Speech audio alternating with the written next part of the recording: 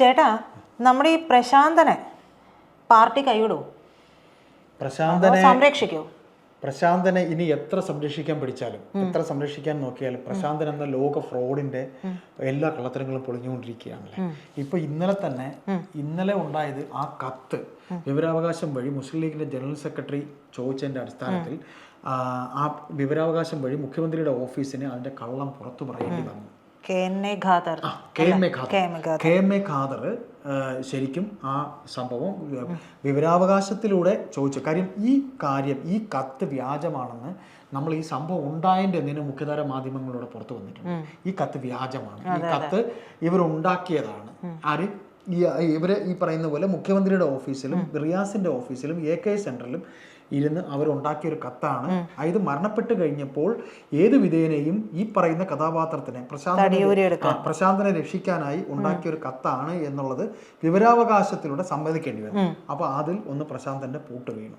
2 വിജിലൻസിൽ കൈക്കൂലി കൊടുത്തു എന്നുള്ള കാര്യം ഈ ഭരിക്കുന്ന രാഷ്ട്രീയ പാർട്ടി ഉച്ചയും കുത്തി നിന്ന് അന്വേഷിച്ചിട്ടും ഇവരെ രക്ഷിക്കാൻ നോക്കിയെന്ന് പറയുമ്പോഴും പിന്നെ വിജിലൻസിലും കുറച്ച് നല്ല ഉദ്യോഗസ്ഥരുള്ളത് കൊണ്ട് തെളിവില്ല സാറേ, ഞങ്ങൾക്കൊന്നും ചെയ്യാൻ പറ്റില്ല, ഞങ്ങൾ ഇതാ റിപ്പോർട്ട് തരികയാണെന്ന് പറഞ്ഞ് ഇത് കൊടുത്തു, അതിലും പോയി. പക്ഷെ ചേട്ടാ, എനിക്ക് എന്താ സംശയം എന്ന് വെച്ചാല് ഈ പാർട്ടിക്ക് ഒരു സ്വഭാവം ഉണ്ടല്ലോ, അവർക്കൊപ്പം നിൽക്കുന്നവരെ ഏത് തരത്തിലും സംരക്ഷിക്കാന്നുള്ളവർ മാത്രമേ അവർ സംരക്ഷിക്കുള്ളൂ, നമ്മളെയൊന്നും സംരക്ഷിക്കില്ല. അല്ല, നമ്മുടെ പ്രശാന്ത് കണ്ണൂരുകാരനാണ്. പ്രശാന്തനെ ഇതിനകത്ത് പ്രശാന്തനെ സംരക്ഷിക്കാൻ ആളുണ്ട്. പ്രശാന്തന്റെ സ്വന്തം ബന്ധുക്കൾ തന്നെ മുഖ്യമന്ത്രിയുടെ ഓഫീസിലുണ്ട്, അതുപോലെ തന്നെ റിയാസിന്റെ ഓഫീസിലുണ്ട്, പറയുന്ന AK സെന്ററിലുണ്ട്. കാര്യം താൽക്കാലിക ജീവനക്കാരനാണെങ്കിൽ വലിയ പുള്ളിയാ അദ്ദേഹം. ഇന്ത്യൻ ഓയിൽ കോർപ്പറേഷനില് ഇന്ത്യൻ ഓയിൽ മന്ത്രാലയത്തിൽ വരെ പിടിയുള്ള ആളാണ്. ചേട്ടാ, ഞാനൊരു കാര്യം പറയട്ടെ. ഈ പോലീസിനെ SIT അന്വേഷിച്ചപ്പോൾ എനിക്ക് തോന്നിയൊരു വിരോധാഭാസമായിട്ട് തോന്നിയൊരു കാര്യമാണ്. അതായത് SIT അന്വേഷിച്ചപ്പോൾ ഇദ്ദേഹം പറഞ്ഞല്ലോ, ഈ 2 തന്തയുണ്ടെന്ന് പറയുന്ന പോലെ 2 ഒപ്പുണ്ടെന്ന് പറഞ്ഞു. 2 ഒപ്പുള്ളത് ഗജ ഫ്രോഡാണെന്നുള്ളത് നമുക്ക് ഉറപ്പിക്കാം. എന്നിട്ട് പോലും ഈ വ്യാജ ഒപ്പിന് ഉടമസ്ഥനായിട്ടുള്ള ഇയാൾക്കെതിരെ ഒരു വിരലനക്കിയിട്ടില്ല. അല്ല, ഇത് ഒറ്റ കാര്യത്തിൽ ശരിക്കും പറഞ്ഞാൽ ഞാൻ പറഞ്ഞില്ലേ, അതായത് ഈ കത്ത് തയ്യാറാക്കിയത് ആര് എന്ന് ഇതുവരെ വേറെ ആരുടെയെങ്കിലുമാണ്, എൻ്റെയോ നിങ്ങളുടെയോ അല്ലെങ്കിൽ ഈ സമൂഹത്തിലെ മറ്റാരുടെയോ ഒരു കേസാണെങ്കിൽ പോലീസ് തുരന്ന് നെല്ലിപ്പലക വരെ പോണ പോലീസാണ്. ഈ കത്ത് ആര് തയ്യാറാക്കിയത്? ഈ കത്തിന്റെ ഉറവിടം എവിടെ? ഇപ്പൊ ഇന്നലെ ഇത് ഒരു വലിയ ഇതാണ്. കാര്യം ഇപ്പൊ കോടതിയിൽ ഈ കേസ് വരുമ്പോൾ അത് കോടതി തീർച്ചയായിട്ടും ഇവരുടെ കുടുംബം പറയും പ്രശാന്തനെ എന്തുകൊണ്ട് പ്രതി ചേർത്തില്ല എന്ന് ഞങ്ങൾ ചോദിച്ചപ്പോൾ അയാൾക്കെതിരെ അയാളെ വെറുതെ ബ്ലെയിം ചെയ്യുന്നതാണ്, അയാളുടെ കേസ് അന്വേഷണം വിജിലൻസിന് പോയിരിക്കുകയാണ്, വന്നില്ല എന്ന് ഈ SIT അന്ന് പറഞ്ഞതാണ്. ഇപ്പൊ ഈ 2 കാര്യങ്ങൾ പോരെ ഈ പ്രശാന്തനെ ചോദ്യം ചെയ്യാനായിട്ട്? അതായത് ചേട്ടൻ ചെയ്തു അതിൻ്റെ ഇടയിൽ. ചേട്ടൻ അത് അറിഞ്ഞോന്ന് എനിക്കറിയില്ല, കാരണം വളരെ രഹസ്യമായിട്ടായിരുന്നു. കാരണം കേസ് ഡയറി പരിശോധിക്കണം എന്ന് പറഞ്ഞല്ലോ. കേസ് ഡയറി എവിടെയെന്ന് കോടതി ചോദിച്ച സമയത്ത് വേഗം SIT ഓടിപ്പോയിട്ട് വീണ്ടും പ്രശാന്തനെയും കളക്ടറെയും വീണ്ടും മൊഴിയെടുത്തു, സ്റ്റേറ്റ്മെന്റ് എടുത്തു. അതെങ്ങനെ വാടേ ഇരിയടെ നീ പറയടേ എന്ന് പറഞ്ഞിട്ട് സ്നേഹത്തോടെ പിള്ളേരെ പിടിച്ചിട്ട് മക്കളിങ്ങി വാ എന്ന് പറഞ്ഞ് കവളിലൊക്കെ തട്ടി വാങ്ങിച്ചോണ്ട് പോയി. അപ്പോ ഈ പറയുന്ന കേസിന്റെ തുടക്കം മുതൽ PP ദിവ്യ ആർക്ക് വേണ്ടിയാ സംസാരിച്ചത്? ഈ പ്രശാന്തിന് വേണ്ടിയാണ് സംസാരിച്ചത്. അപ്പൊ എന്നിട്ട് ഈ പ്രശാന്തിന് ഇതിൽ റോളില്ലെന്ന് പറഞ്ഞാൽ എന്തായിരിക്കും? ഈ പറയുന്ന കാശ് കൊടുത്തതിൽ തന്നെ നമ്മൾ നേരത്തെ സംസാരിച്ചപ്പോഴാണ് പറഞ്ഞത്, അയാൾ കൊടുത്തത് കാശ് കൊടുത്തു എന്ന് ഇയാൾ പറയുന്ന തീയതി എന്നാണ് 6-ാം തീയതിയോ 7-ാം തീയതി എന്ന് പറയും. അപ്പോൾ കാശ് കൊടുക്കും അല്ലെങ്കിൽ കൊടുക്കണമെന്ന് മുൻകൂട്ടി തീരുമാനിച്ചതിന് മുമ്പ് തന്നെ ഇയാൾ 1,00,000 എത്ര രൂപ? 98,500. ഈ 98,000 1 ലക്ഷം തികയ്ക്കാൻ കഴിഞ്ഞില്ല. ഈ ഒരു പമ്പ് നടത്തുന്ന ആൾക്ക് 98,500 രൂപ. ഈ 98,500 തന്നെ ഫാബ്രിക്കേഷനാണ്. ഈ കഥ വെൽ ഫാബ്രിക്കേറ്റഡ് എന്നുള്ളതിൻ്റെ ഏറ്റവും വലിയ തെളിവാണ്. അവിടെയാണ് മുഖ്യമന്ത്രിയുടെ ഓഫീസും ബാക്കി നമ്മൾ പറഞ്ഞ എല്ലാ ആൾക്കാരും ഇരുന്ന് പ്രശാന്തനെ കൊണ്ട് ചെയ്യിപ്പിച്ചതാണ്. കാര്യം എൻ്റെ പേപ്പറിന് എന്നെ നടത്തിച്ച് വെള്ളം കൂടി മുട്ടിച്ച് എന്ന് പ്രശാന്തൻ പറഞ്ഞപ്പോൾ നിന്നെ സഹായിക്കാം, അവനെ നമുക്ക് പൂട്ടിക്കാം എന്ന് അവിടെ നിന്ന് തിരുവനന്തപുരത്ത് നിന്ന് കോൾ വന്നതിന്റെ അടിസ്ഥാനത്തിൽ തയ്യാറാക്കിയ തിരക്കഥ. ചേട്ടൻ തന്നെ പറഞ്ഞല്ലോ, റിയാസിന്റെ ഓഫീസിലെ AKG സെന്ററില് മുഖ്യമന്ത്രിയുടെ ഓഫീസിലൊക്കെ പ്രശാന്തന് ബന്ധമുള്ളവരുണ്ട്. അപ്പൊ ഈ ബന്ധമുള്ളവര് തന്നെ ആയിരിക്കും ഇവരെ കൊണ്ട് ഇറക്കിയിരിക്കുന്നത്. അവർക്ക് തന്നെ അറിയാം ഇത്, അവര് തന്നെ. അതാണ് ഞാൻ പറഞ്ഞത്, ഒരു ടേം ഭരണം കൂടെ CPM എന്തുകൊണ്ട് ആഗ്രഹിക്കുന്നു? BJP പാലം ഇട്ടുകൊടുത്ത് അവരിത് ആഗ്രഹിക്കുന്നത് ഈ കേസ് ഒന്നുമല്ലാതെ പോകാനാണ്. കാര്യം ഇനി വരുന്ന 10 മാസം ഈ ഭരണം ചിലപ്പോൾ പാലും പഴവും പഞ്ചാരയും ഇനി എന്തെല്ലാം ഉണ്ടോ അതെല്ലാം തന്ന് കേരളത്തെ പറ്റിക്കാനുള്ള ശ്രമം അവർ നടത്തും. കാര്യം ഞാനിപ്പോൾ അറിഞ്ഞിരിക്കുന്നത്, നമ്മുടെ പല സുഹൃത്തുക്കളുമായി സംസാരിച്ചെന്ന് മനസ്സിലാക്കുന്നത്, ഭരണം തിരിച്ചു പിടിക്കേണ്ടത് ഈ കേസിൻ്റെ ഒരു പൊതിഞ്ഞു പിടിക്കലിന് കൂടെയുള്ളൊരു ആവശ്യമായതുകൊണ്ട് CPM എന്ന് പറയുന്ന പാർട്ടി ഒരുപാട് മുഖങ്ങളെ, ജനകീയ മുഖങ്ങളെ രംഗത്തിറക്കി നമ്മളെ പറ്റിക്കാനുള്ളൊരു ശ്രമം നടത്തും.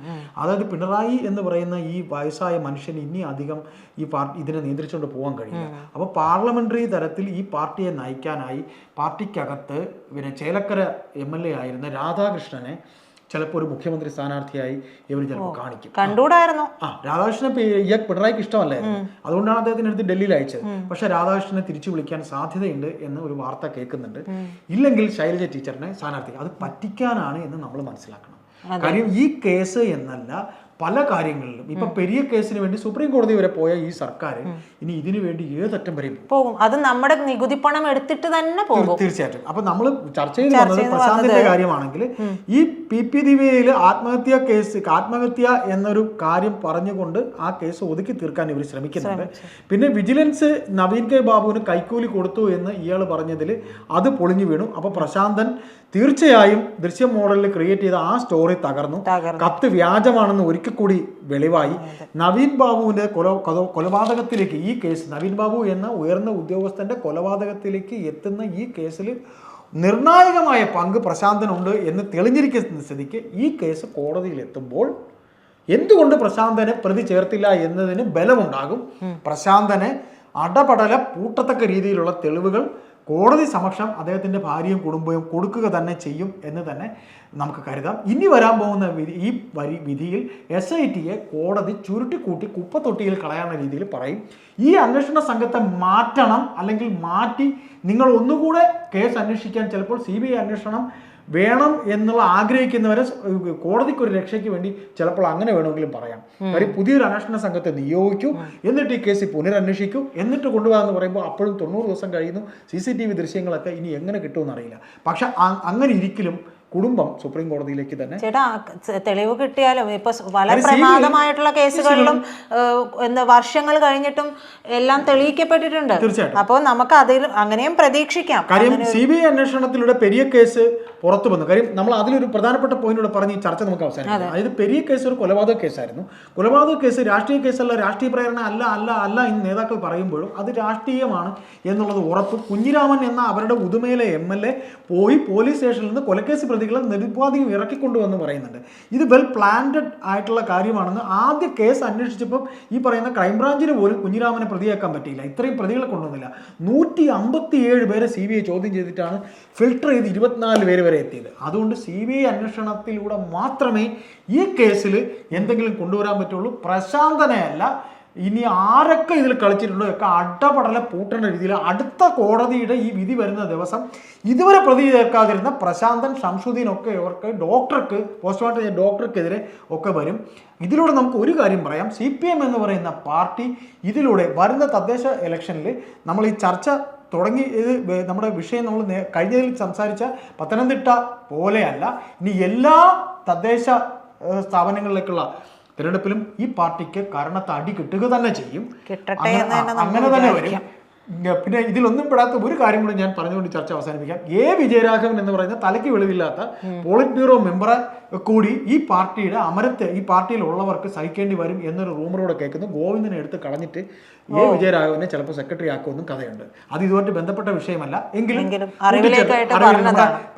പ്രിയപ്പെട്ട പ്രേക്ഷകരുടെ അറിവിലേക്ക് പറയുന്നു. അങ്ങനെ ഒരു വാർത്ത, കാര്യം അത്ര കണ്ട് കിണകെട്ട ഒരു പാർട്ടിയായി ഈ പാർട്ടി തീർന്നിരിക്കുന്നു.